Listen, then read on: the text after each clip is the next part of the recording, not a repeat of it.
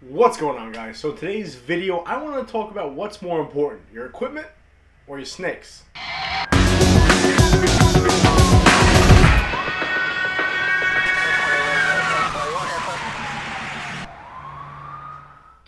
What's going on, guys? I'm Baker. Welcome back to Blue Line Morphs. If you're new to the channel, please subscribe, hit the notification bell, give me a thumbs up. We are a new ball python breeding channel. We're moving. We're slowly growing. We're at 4.5 months old. We're at like a 10,000, 1,050 followers right now, or subscribers. I really appreciate all the support, guys. It's been amazing so far. Thank you so much. Yeah, thank you. So with that being said, I have an Instagram channel, blue_line_morphs. Definitely hit me up on there. We're growing that also. That I keep you updated with it, what's going on with the channel, what's going on with Blue Line Morphs, Morph Market, everything else. So definitely hit me up on there. Follow me on there. I always answer back. That's blue_line_morphs. I also have a new Facebook page, just Blue Line Morphs. Follow me on there, like me on there. I'm trying to grow that also, guys. Listen, I greatly appreciate it. But something big happened today. I finally verified and completed my Morph Market store, and we have our first male listed. I'm going to show you him now. You probably saw him last video, but if you didn't watch last video, I'm going to show him now to you. Where is he? There he is. So this boy right here is listed. He is a 2015 Spide White Wedding, so Spider Piebald male. He's a proven breeder. The guy I got him from is an old biology teacher of mine, old school OG when it comes to Long Island reptiles. He bred him a couple of times. He had this season off. He's sweet as can be, guys. He's absolutely gorgeous. I got him listed on my Morph Market now. He's completely white with his black eyes and a couple black spots throughout. So, with that being said, let's segue right into this guy right here. Now, I had teased that I was going to do a giveaway, and ultimately I decided I am going to be doing a giveaway. We're going to be giving this boy away. He's an older pastel male. He's sitting about 1,400, 1,500 grams. He's proven. He's been bred in the past. He hasn't been bred in a couple seasons, but he'll be good to go. Nothing special, but he is an absolute sweetheart. He's in shed right now, if you can see with his eyes. He's blue as can be. I'll be doing a giveaway with him, so stay tuned for that. I'll let you know the details shortly, so I'm trying to figure out how to do that, but this is the guy I will be giving away, and ultimately I decided I'm definitely going to do it. Get in there, honey. No. So, Morph Market's up and running. We're moving. We're grooving, right? Everyone hates when I say that. My eggs are doing great from Big Mama. We had that one that I think rolled, and I didn't fix it, and didn't have really any veins to begin with. That's turning brown. I'm going to pull that one out, but 9 of the eggs are doing great. So if you're interested in Big Mama's eggs, let me know. It's just going to be either like banana hepides or normal hepides. Nothing crazy. Probably do some couple giveaways with that, or if anybody wants them, let me know. So today's video is going to be on equipment versus snakes. What you should start with, what's more important, and where you should go. Now, I'm going to say this first. If you're thinking about going big with breeding ball pythons, this video is definitely for you. This is real catered more to the people that plan to have a big time operation. I'm talking a couple hundred snakes producing 50, 60 clutches a year. This video is really geared more towards you rather than the small time breeder or just pet owner. So with that being said, if you're trying to go small and you just want a couple of pet snakes and you're just into ball pythons, then you buy your snakes and you figure out the husbandry and you figure out the tanks later on. Not that big of a deal, right? Just provide the right and adequate equipment for them. But if you're looking to be a small time breeder, then you can have a small room with a couple sea serpent racks, get the snakes and upgrade the equipment accordingly, so forth and so on.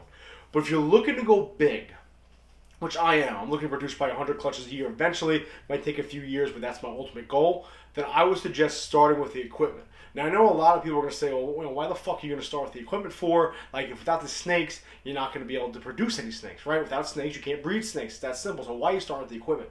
I'm going to explain that now.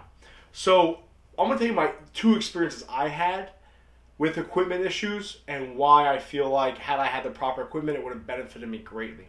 The first thing I'm going to talk about when it comes to is racks. So my buddy Joey Bash just came and actually picked up my first rack, which was a 5-tub sea serpent rack. So shout out to Joey, told me to shout him out. I'm shouting you out. He also picked up a Spider Edge Mojave male from Rob. Rob left it here as my responsibility. Joey finally came and picked it up. So she's gone. Empty tub, but we're filling them up a lot. So if you guys follow my channel, you know that I've been picking up a lot of snakes recently, right? I think I've purchased, 15 snakes, 10, 15 snakes over the last couple of months. So my inventory has been filling up a lot. Now, had I not had this ARS 5540 rack with like 25 some odd tubs left open, I'd be shit out of luck. So when I first got into this, I started buying snakes. I had that 5 tub sea serpent rack from, like I just told the Joey I mentioned. Catch my breath. And I wanted to keep purchasing snakes. And I came across 2 snakes that I really wanted. The first one was a banana pied male. And the other one was my pastel enchi pied female. Now, I didn't have room in my rack system at the time. So what I did is I just purchased a 32 quart tub. 32 quart tub from Target, popped a couple holes in it for both of them, and put heat pads underneath it. Yes, I put unregulated heat pads underneath it. I know it's an amateur mistake. I know it's a rookie mistake. But what happened is I actually burnt my pastel enchi pied female, and I got nervous. You know, I treated it accordingly, treated it the correct way. Maybe I'll make a video about how to treat burns. She's fine. She's doing well.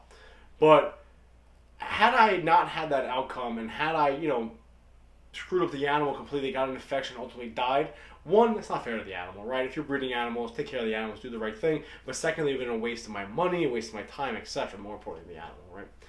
So if I had the proper equipment already set up, that wouldn't have been a problem, right? I would have had either over here I have my quarantine room, which I know it's also in the same room, but I have empty tubs. So had I had the equipment already set up, I bring the new snake home, I have the equipment ready to go for that snake. I don't have to just rig something up real quickly that ultimately can be detrimental to the animal. The second thing I want to talk about is my clutch. Everyone that follows my channel knows I smoked my first clutch because I was ultimately taking, where the hell is it? It's a homemade incubator, okay? I have a wine fridge with heat tape and a Helix thermostat. Should be fine. I put this fan in it to circulate the air a little bit. And ultimately what ended up happening is the ambient temperature from that fan made it hotter than the incubator, and I cooked my first clutch. My last video last Friday, I actually cut the clutch open. Take a look at that if you're interested in it. Essentially, they were hard-boiled eggs. It was fucking disgusting. So had I had a professionally made incubator done, it wouldn't have been a problem. Now, I know a lot of people are going to sit here, they're going to tell me, well, listen, babe, I made my own personal racks, I made my rodent racks, I made my incubators, and I produced hundreds of thousands of dollars of the snakes through my homemade shit, and you had your first clutch and you killed it, why should I listen to you? And you're right. But I'm going to say this. Had I had a professionally made incubator, I wouldn't have cooked that first clutch. It's just that simple. Had I been prepared for my end goal, which is to be a big-time breeder, I wouldn't have screwed up that first clutch. I wouldn't have maybe possibly burned or hurt my pastel enchi pied girl because I had the room for her. Now, I know a lot of people are going to swear by their homemade stuff, and I get that. I also had a long conversation with a big-time breeder, and I was telling him, listen, I'm going to make my own stuff. I'm going to make my own equipment. I'm going to make my own racks. It's relatively easy to do. I'm going to make my own incubator, etc., etc. He said, Bake, you're planning on going big, right? Your passion, the way you're driving, the way you're spending, you're planning on going big and having a big operation. So if you make your own stuff, ultimately you're going to end up buying professionally made stuff in the long run anyway. So you might as well set up and have the infrastructure, have the facility ready to go if you're planning on going big, okay? So that's my advice when it comes to equipment. I suggest getting the equipment first, being ready to go, because right now for me, I have the ARS 5540 rack. I'm buying snakes. I'm putting them in the quarantine rack. I'm letting them sit there for 6, 7, 8 weeks, whatever the case may be. I'm moving them over. I have the room for them. Right now, Big Mama's clutch is doing well in the incubator, but I'm planning on getting a professionally made incubator. That way, completely eliminates the equipment error, and I just have to rely on human error. Now, the flip side of this is, you know what? All right, you can have all the nice shit in the world, but if you have shit snakes, you have no snakes, you're not producing anything, and I get that. So the other side of that is, you know what? Maybe instead of spending a couple $1,000s on equipment, you start spending more money on your snakes, right? Start raising those snakes up. That way you can eventually spend more money, save up and spend money on your equipment. But here's my argument with that. So I understand you're like, oh, I'd rather raise my snakes up and then focus on the equipment later on. I get that logic, but here you go. Let's say you spend $2,000 on one female, $3,000 on another female, $500 on this snake, $600 on this snake, so forth and so on. But you put them in shitty racks or shitty equipment or faulty equipment or tubs, like I said. What happens if you kill that animal? Okay, now I know things can happen with any animal or any situation, and you can have a sick animal that just doesn't eat, or whatever the case may be, and might pass away. I get that. But if you're gonna be going all in with this, and you're gonna be, I want to be a big time breeder, I want to do this big, and you're spending big money on snakes, like I have been doing, and many of you have been doing. If you don't have the proper equipment to take care of it, you're taking a huge, huge risk. Not only is it with the husbandry and with the actual equipment you're keeping the snake in, but if you're going to be producing these high-end clutches and you're putting them in an old wine fridge. Now, I know people swear by them. People swear, I can put it in a cooler. The guy I got those 4 snakes from the other day. He's like, I've been hatching animals out of that fucking old cooler right there. Cool. I get it. It works. But I'd much rather have it in the expensive, well-made, professionally made incubator rather than trusting it to equipment I make or, again, an old wine fridge. So if you're going to be spending money on a lot of expensive snakes, you're planning on going big, I suggest you set up your equipment first. You may not have to go 40 tubs deep, but at least get the professionally made stuff first. That way, if you're spending big money on these snakes, you're going to have the right place to put them and you'll be good to go. So this kind of stemmed off the Instagram live from last week, or YouTube live from last week. Somebody asked me, what comes to investing is important snakes or equipment? That's my answer. I believe equipment. Just because if you're going to be going big, make sure you have the right shit for your snakes. You have the most expensive snakes in the world. But if they don't survive, and that's another thing too. If you don't have them in the right equipment, they're not going to be eating as well. So if you want to get these females up to size in 2 years or 3 years, if you have them with shit equipment, the humidity is not right, the heat's not right, or they're getting burnt underneath, they're not going to be eating as well. So you're going to have a harder time actually raising these animals up. So have the right stuff, have everything good to go, like my little reptile room here. I'm replacing this homemade incubator, as you guys know. So in my opinion, get the equipment first, have your infrastructure set up, have everything good to go, and then you can do what I'm doing. You just start buying snakes left and right, start filling up tubs. So that's the end of today's video. Hope you enjoyed it. Be safe, guys. Always remember to watch the 6.